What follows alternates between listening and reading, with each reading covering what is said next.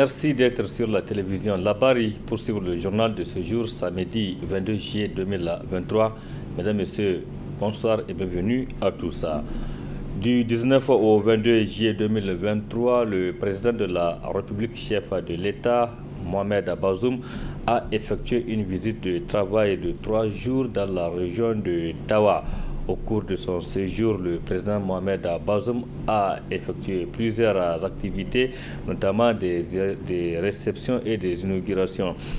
Le président de la République, dans ce sens, a procédé au lancement des travaux de réhabilitation du tronçon routier Abalak-Tamaya long de 70 km. Ce chantier est le fruit de la coopération entre le Niger et la Chine. Ces travaux vont durer 36 mois, nous rapportent nos envoyés spéciaux Sardoumi et Ibrahim Bouakar. Après une nuit passée à Tintabraden, où Mohamed Bazoum a mis à profit sa visite de travail pour entreprendre des échanges sur les questions de paix et de sécurité avec les communautés locales, le président de la République boucle ainsi la boucle avec l'étape de la commune rurale d'Abalak. Là aussi, la population n'a pas manqué de faire fi de ses occupations pour lui réserver un grand accueil.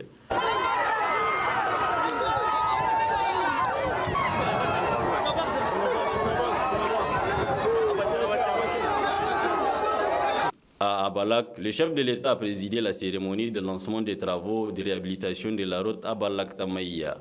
Il s'agit en effet d'une route longue de 70 km entièrement financée par le gouvernement de la République populaire de Chine. Dans l'allocution qu'il a prononcée à cette occasion, le diplomate chinois a précisé l'objectif visé à travers ces symboles de coopération. Ce grand projet d'infrastructure financé entièrement par le gouvernement chinois juste après le 3e pont de Niamey sur le fleuve Niger constituera un symbole de plus de l'amitié sino-nigérienne.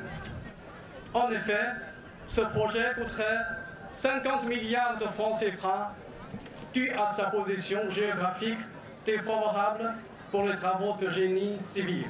Cette année marque le 10e anniversaire de l'initiative de la route et la ceinture, avancée par le président chinois Xi Jinping, à laquelle le Niger s'est atterré en 2019. Cette initiative vise essentiellement, entre autres, l'interconnectivité des infrastructures et ce projet concrétisait parfaitement cet objectif. La concrétisation de ce projet, fruit de la coopération sino-nigérienne, démontre une fois de plus la ferme volonté politique et le souci constant de nos deux chefs de l'État, j'ai nommé Son Excellence Xi Jinping, président de la République populaire de la Chine, et Son Excellence Bazoum Mohamed, président de la République du Niger, à promouvoir le développement économique et social des deux pays en vue de l'amélioration des conditions de vie de leurs populations respectives. Le projet d'habitation de la route Abalak-Tamaya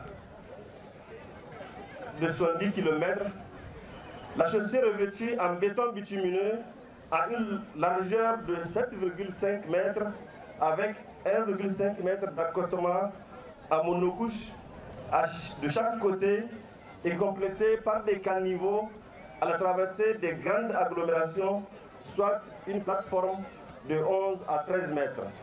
Plusieurs cadeaux ainsi étaient offerts à notamment le président de la République, la première dame et l'ambassadeur de Chine au Niger. Il a procédé juste après au lancement officiel des travaux.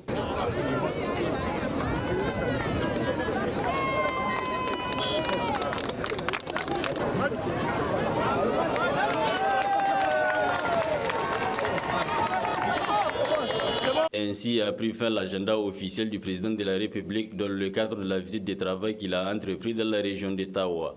Dans une des interviews qu'il a accordées, Bazoum Mohamed a déclaré en temps de bien qu'il procédera très bientôt au lancement de bien d'autres routes dans d'autres localités du Niger. Renforcer la mobilité, faciliter les échanges économiques, c'est entre autres idées de cette politique du président de la République. Donc cette visite de 72 heures du président de la République Mohamed Bazoum dans la région de Tawa a pris fin et le président a regagné Niamey. Autre aspect de cette édition, le ministre de la Santé publique, Dr Idi Ilyasu Menassara, a procédé ce samedi au lancement de la campagne de chimioprévention du paludisme saisonnier donc, chez des enfants de 3 à 59 mois. Donc, cette cérémonie est couplée aussi au dépistage de malnutrition, toujours chez les enfants de 6 à 59 mois. Ces opérations donc, vont permettre d'administrer gratuitement des doses de médicaments aux enfants pendant cette période de transmission du paludisme, nous précisent Nafissa Yahya et Aboukar Soleil. C'est par le mot de bienvenue du maire de l'arrondissement communal Niamey 2 et celui du gouverneur de la région de Niamey qu'a débuté cette cérémonie marquant le lancement de la campagne de chimioprévention du paludisme saisonnier CPS chez les enfants de 3 à 59 mois, couplé au dépistage de malnutrition DM chez les enfants de 6 à 59 mois. Pour ces autorités de la région de Niamey, cette campagne qui va permettre de lutter contre le paludisme à Niamey et dans les autres régions du Niger est à saluer. Prenant la parole quant à lui, le représentant de l'Organisation mondiale de la santé OMS dira que le paludisme est un réel problème de santé publique qu'il faille éradiquer. En réponse à ce défi de stagnation des efforts de lutte contre le paludisme au niveau mondial et dans les pays, l'OMS a élaboré en 2012, entre autres, la stratégie relative à la campagne de masse de chimioprévention du paludisme saisonnier chez les enfants de moins de 5 ans pour l'atteinte des objectifs de réduction de la morbidité et de la mortalité due au paludisme définis dans la stratégie technique mondiale 2016-2030 de lutte contre le paludisme. Ainsi, cette CPS consiste en l'administration intermittente de protocoles thérapeutiques complets de sulfadoxine pyrimétamine associés à l'amodiaquine aux enfants de 3 à 59 mois pendant la saison du paludisme dans des zones où la transmission a un caractère fortement saisonnier. On estime à un minimum de 75% la proportion de réduction de cette incidence du paludisme chez cette cible lorsque cette stratégie est correctement mise en œuvre. Ainsi, en 2021, près de 45 millions d'enfants ont été couverts par cycle de CPS dans 15 pays d'Afrique contre 33,4 millions en 2020, ce qui montre l'adhésion des populations et de nos gouvernants par rapport à ces nouvelles stratégies.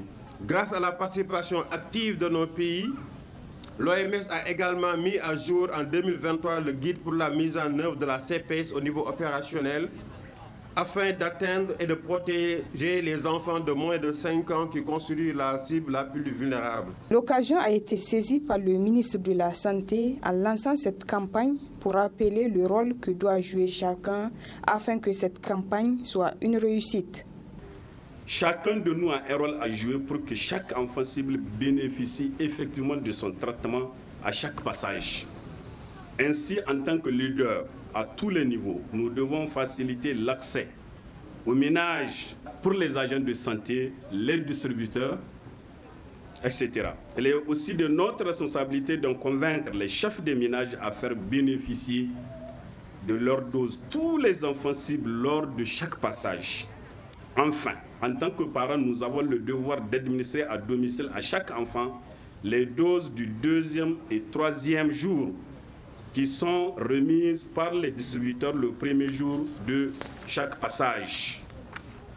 Il faut noter que la chimioprévention du paludisme saisonnier CPS est une des mesures de prévention du paludisme qui consiste à administrer gratuitement des doses de médicaments aux enfants de 3 à 59 mois pendant la saison de haute transmission durant 3 à 5 mois successifs. Autre aspect de cette édition, parlons sécurité à présent avec ces déplacements de plusieurs personnes qui ont été contraintes d'abandonner leurs habitations dans la région de Tillabéri du fait des menaces de groupes armés qui opèrent dans cette région. Ces personnes déplacées vivent dans des moments donc très difficiles et elles ont besoin d'assistance dans l'urgence. Une situation qui a fait réagir le député national Omar Hamidou Dila Danchana. Reportage. La situation va de mal en pis dans la région de Tillabéri où les populations ont leurs mains sur leur poitrine car les choses se compliquent davantage pour elles, avec notamment les menaces des groupes armés et non étatiques qui s'intensifient jusqu'à pousser les populations à quitter définitivement leur habitation pour se réfugier dans des localités plus sûres pour se mettre à l'abri. Quand des bandits et des terroristes peuvent imposer et dire à des populations de quitter pour qu'ils occupent les endroits, est-ce qu'on peut dire qu'il y a une portion qui n'est pas occupée? Non, c'est là une ritournelle, mais qui ne prend plus. Si tant il est vrai qu'il n'y a pas de contrôle, une fois j'ai croisé, pas deux fois d'ailleurs, le cortège du ministre de l'Intérieur qui se rendait chez lui. Je vous assure, vous allez penser que ce sont des militaires qui vont en guerre, tellement il était escorté. Donc s'il n'y a pas de problème, pourquoi prendre toute cette armada? Lui-même quand il se déplace, vous avez vu toute l'armada qui est mobilisée. Non, le Niger a un sérieux problème et c'est une situation que le gouvernement ne peut pas gérer. En début de ce mois de juillet 2023, selon le bulletin de la coordination des affaires humanitaires des Nations Unies OCHA, plus de 10 800 personnes ont abandonné leur village dans la commune rurale de Ouro-Djalajo dans le département de Saï. Une situation qui doit interpeller les autorités, estime le député Omar Hamidou Tchana. Dans le bulletin, il est dit que 4 300 000 Nigériens sont en situation de besoin, soit environ 17% de la population. C'est loin des 10 000 que vous dites. C'est pour dire l'échec total du gouvernement et du régime du PNS. Quand dans un pays, vous avez pratiquement 2 Nigériens sur 10 qui ont besoin d'assistance humanitaire, je pense que là, la situation est extrêmement grave. Les déplacés, tous les jours, il y en a. Les gens, ils sont menacés par les terroristes qui leur disent non, quittez votre endroit et sinon on va vous tuer. Mais le plus grave, c'est que quand ils sont dénoncés, le gouvernement ne fait rien. Il n'envoie pas de forces de défense pour les sécuriser. Non, les gens sont laissés à eux-mêmes. Vous les avez vus à Dodane, sur des charrettes, quitter et fuir, parce qu'ils fuient pour leur vie, pour préserver leur vie. Devant l'urgence humanitaire née de ces mouvements de population dans la région de Tillabéri, particulièrement dans le département de Saï, le gouvernement a mis à la disposition de ces déplacés de Ouro-Djalajo 85 tonnes de vivres. Ce choc intervient dans un contexte sécuritaire très particulier, indique OCHA, qui rapporte que le groupe armé opérant dans la région de Tillabéri, les GAN, aurait intensifié leur mode opératoire dans cette région et particulièrement dans la zone des 3 frontières. Justement, restons dans la zone des 3 frontières et c'est pour parler de cette décision des autorités de transition du Mali qui ont récemment demandé le retrait des soldats de la mission onusienne de sécurisation, notamment la MINUSMA du territoire malien. Une décision qui pourrait avoir des conséquences au Mali, mais aussi dans les pays voisins comme le Niger et le Burkina Faso. Le journaliste analyste Ferdinand Atié réagit après cette décision. On l'écoute.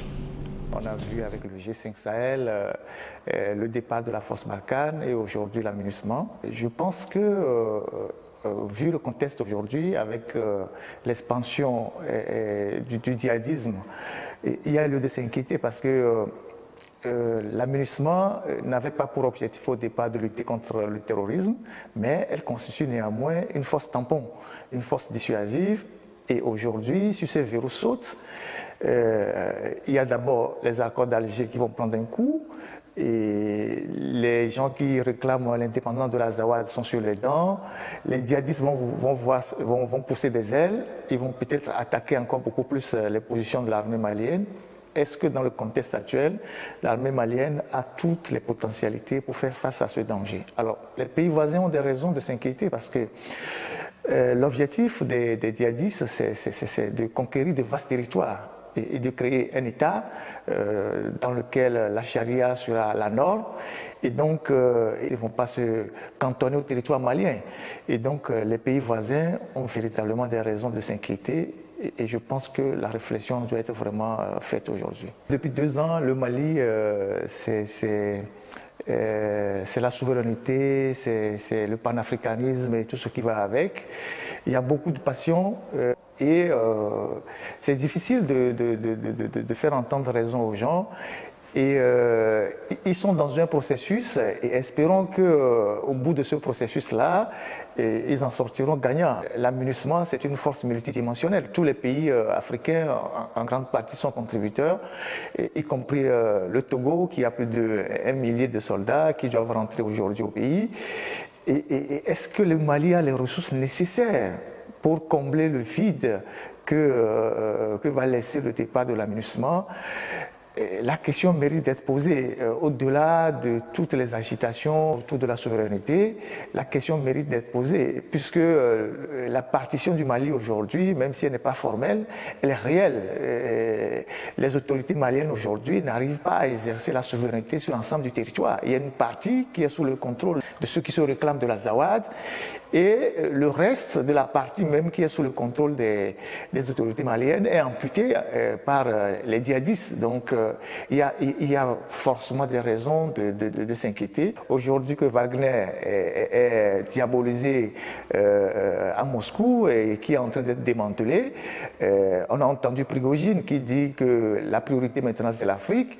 La question de savoir comment on gère ces contradictions-là, parce que lorsque vous êtes dans une coopération d'État à État, il y a quand même un niveau de responsabilité. S'il y a des problèmes, il y a des exactions, il y a des violations des droits de l'homme, on sait à quelle entité il faut s'attaquer. Mais là, vous avez affaire à un groupe de sécurité privée qui est même diabolisé dans son propre pays d'origine.